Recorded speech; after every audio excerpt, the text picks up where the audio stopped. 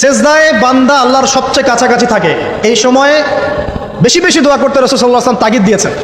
দোয়া করলে ডাইরেক্ট কবুল হবে ইনশাআল্লাহ। পিতা মাতার খেদমত করে দোয়া করেন, দোয়া কবুল হবে ইনশাআল্লাহ। এখন তো পিতা মাতার খেদমত মানুষ করতে চায় না। এটা সেই যুগ যে যুগে পিতা মাতার সাথে দাস দাসীর মতো আচরণ করা হয়। সন্তানরা ভুলে গেছো তোমরা যে তোমরা একদিন পিতামাতা হবা। আমরাও কিন্তু একদিন পিতামাতা হব। যারা বিয়ে শাদী করেছে, সন্তান সন্ততি হয়েছে, তারা জানে এই প্রসব বেদনার একটা সেকেন্ড, এক মিনিট প্রসব যে বেদনা মায়ের হয়, এর ঋণ আমরা সারা জীবনে শোধ করতে পারবো না। পারবেন? এ কারণেই মায়ের পায়ের নিচ জান্নাতের কথা বলা আছে।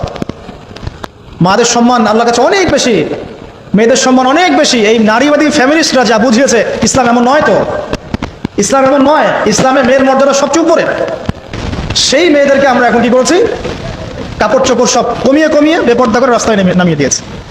যদি একটা মানুষ নিজের সম্মান না বোঝে, তাকে সম্মান কেউ দিতে পারে? নিজেকে চিনতে শিখুন। আমাদের সম্মান আল্লাহর কাছে অনেক বেশি।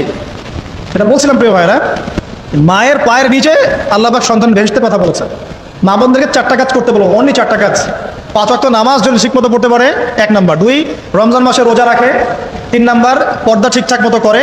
আর 4 নাম্বার, স্বামীর আনুগত্য করে। ইনশাআল্লাহ জান্নাতের যে কোনো দরজা দিয়ে ইচ্ছা প্রবেশ করতে পারবে ইনশাআল্লাহ। এখানে স্বামীর আনুগত্যের কথা বলেছি, স্বামীর দাসত্বের কথা বলি না। আনুগত্য দাসত্ব এক জিনিস না। আনুগত্য মানে কি? আনুগত্য মানে আপনি স্বামীর যে কোনো ভালো কাজে আপনি তাকে সায় দিবেন। আনুগত্য। নামাজ পড়তে বলেছে, নামাজ পড়তে হবে। পর্দা করতে বলেছে, আপনি পর্দা করবেন। বেপর্দায় যাবেন, আপনি যাবেন না। এটা আনুগত্য। দাসত্ব কি? দাসত্ব হচ্ছে যে সে ভালো মন্দ যাই বলুক আপনি শুনছেন, এটা দাসত্ব। এটা করবেন না। মা বোনরা 4টা কাজ বাসায় গিয়ে আবার শুনিয়ে দিবেন। নবীজি বলেছেন 4টা কাজ কোনো মেয়ে করলে জান্নাতের যে কোনো দরজা দিয়ে ইচ্ছা প্রবেশ করতে পারবে। 1 নাম্বার, 5 ওয়াক্ত সালাত। 2 নাম্বার, রমজান মাসে সাওম রোজা। 3 নাম্বার, পর্দা ঠিকঠাক মতো করবে, লজ্জার সামনে হেফাজত। এবং 4 নাম্বার, স্বামীর আনুগত্য করা। মায়ের খেদমত করে দোয়া করেন, দোয়া কবুল হবে ইনশাআল্লাহ। বাবার খেদমত করে দোয়া করেন, দোয়া কবুল হবে ইনশাআল্লাহ। কোরআন তেলাওয়াত করে দোয়া করেন, দোয়া কবুল হবে ইনশাআল্লাহ। মনে করেন শেষ রাতে উঠেছেন, মানে শেষ রাত বলতে বোঝাচ্ছি এই ধরেন যে 2টার পর থেকে, এখন 2টা 2:30টার পর থেকে নিয়ে ফজর পর্যন্ত শেষ রাতে উঠেছেন। এই সময় আপনি যা দোয়া করবেন ইনশাআল্লাহ কবুল হবে।